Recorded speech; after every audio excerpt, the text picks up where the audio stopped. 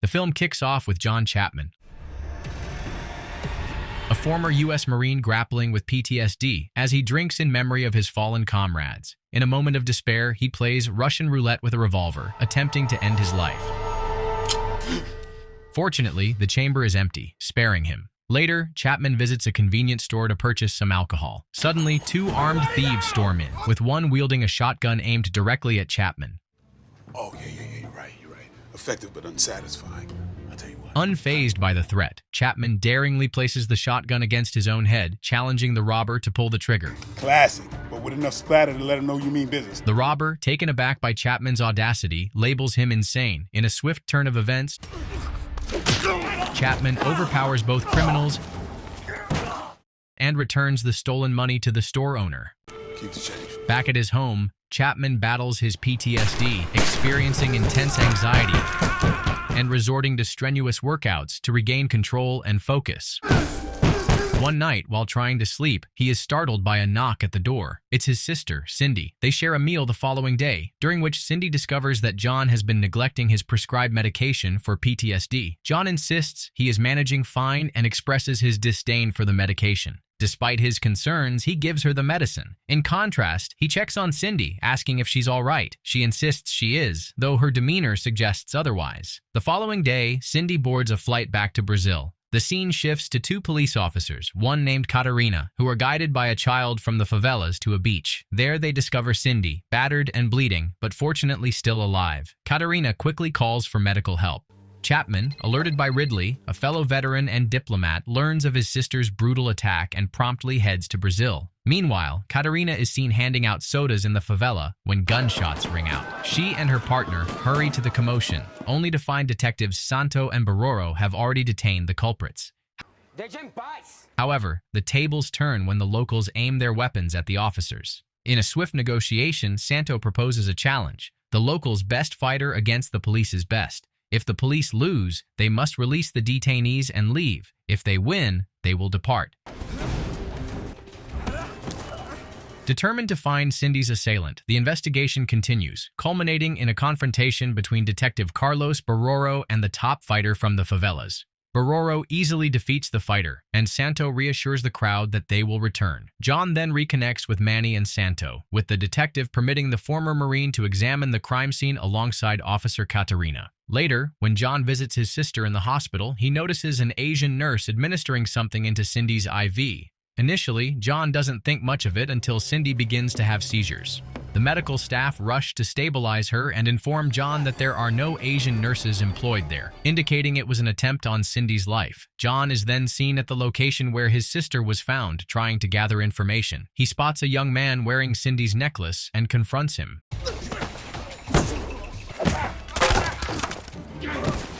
After a scuffle with some locals, John learns that the young man, Kaka, was one of the individuals Cindy assisted in the favelas, and the necklace was a gift from her. Kaka hands Chapman Cindy's journal, noticing that some pages have been mysteriously removed. Chapman cleverly uses sandpaper to uncover a hidden message, leading him to call a number and set up a meeting with the person on the other end, named Bruno.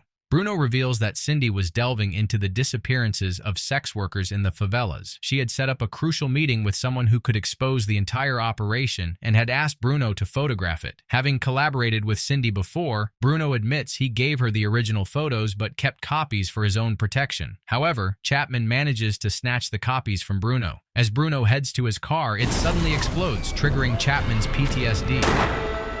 Near the explosion site, Chapman spots an Asian woman who looks just like a nurse he remembers. She flees in a car, and as John pursues her, he is ambushed by armed attackers. Despite the surprise, John defends himself effectively, forcing the attackers to retreat. Meanwhile, Chapman and Manny Ridley continue their investigation into the Shijan. After examining the photos John obtained, the duo suspects that the Yakuza might be involved. They decide to visit a nightclub known for its Yakuza connections to investigate a man caught on camera making a deal with Cindy. At the nightclub, Chapman confronts DJ Lima, who admits to being a smuggler. Lima reveals that Cindy caught him in the middle of a transaction and confronted him. Unfortunately for Cindy, Lima's client witnessed the confrontation and is likely responsible for the attack on her. Lima then provides Chapman with the client's location, prompting Chapman to set off with Manny. Meanwhile, Santo initiates a brutal raid on the favelas, aiming to eliminate all wanted criminals. His hit squad wreaks havoc, killing numerous people without hesitation. Chapman arrives at the lavish Villa Lima directed him to, where he encounters a display of opulence and sees several seemingly powerful and influential individuals.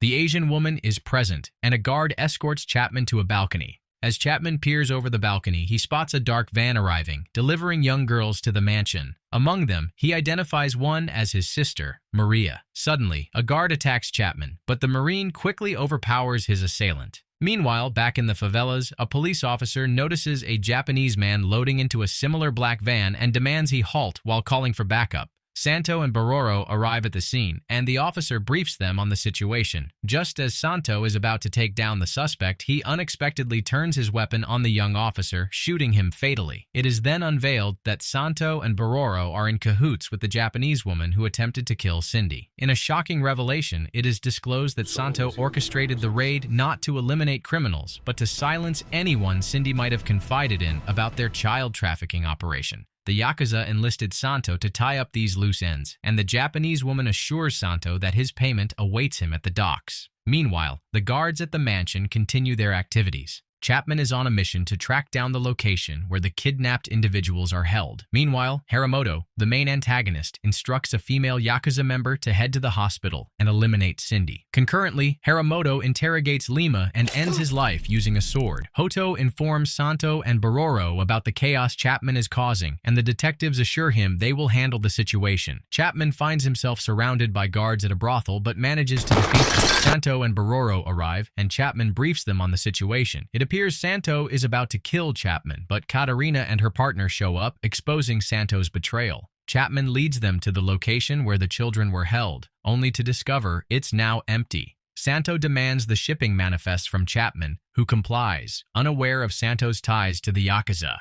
As Chapman heads back to his hotel, he senses something amiss with Santo and decides to tail him to the docks where a Yakuza assassin awaits. In the midst of the chaos, a comrade is nearly killed, but Officer Katarina Chapman intervenes just in time, fatally shooting the attacker. Chapman then arrives at the docks, where he discovers a group of mercenaries, including Santo, Bororo, and Haramoto, preparing to ship out to Japan. He quickly contacts Manny Ridley to report the situation and requests reinforcements, cautioning against using the radio since Santo is a mole. Chapman boldly enters the warehouse, showcasing his impressive combat skills by taking down several henchmen single-handedly.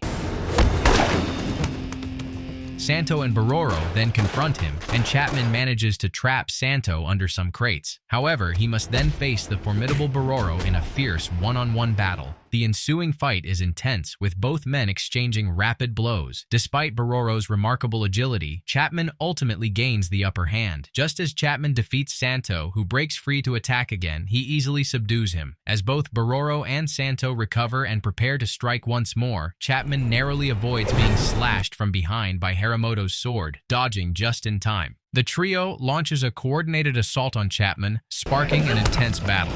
Chapman finds himself in a precarious position, initially overwhelmed, but he soon retaliates with a flurry of punches that fracture Santo's ribs and inadvertently drives Santo's knife into Bororo's foot. Chapman then faces off against Haramoto in a one-on-one confrontation. Armed with two ceramic pipes as makeshift batons, Chapman engages the sword-wielding Yakuza leader. Haramoto manages to inflict a cut on Chapman, but the Marine quickly gains the upper hand, forcing Haramoto to his knees. In a desperate move, Haramoto draws a gun and shoots Chapman, taunting him by saying his sister fought harder. This provokes John, who unleashes a furious attack on Haramoto, ultimately overpowering him with swift strikes from the pipes. Haramoto attempts to rise once more, but Chapman shoots him multiple times, ensuring his defeat. As Haramoto succumbs to his injuries, Santo insists he had no part in the assault on Cindy and hands Chapman a key to a locker filled with damning evidence. Santo requests a gun to end his own life, and Chapman obliges. The Marine then rescues the captives, carrying them to safety just as the police arrive. Meanwhile, Cindy is shown to be conscious and on the mend, though she suffers from severe head trauma that will require time to heal. Years later, while sitting in a cafe, Ridley presents Chapman with an opportunity to work as an agent for the State Department. Chapman agrees to the offer, knowing that this role will ensure his sister is well looked after. Thank you for watching.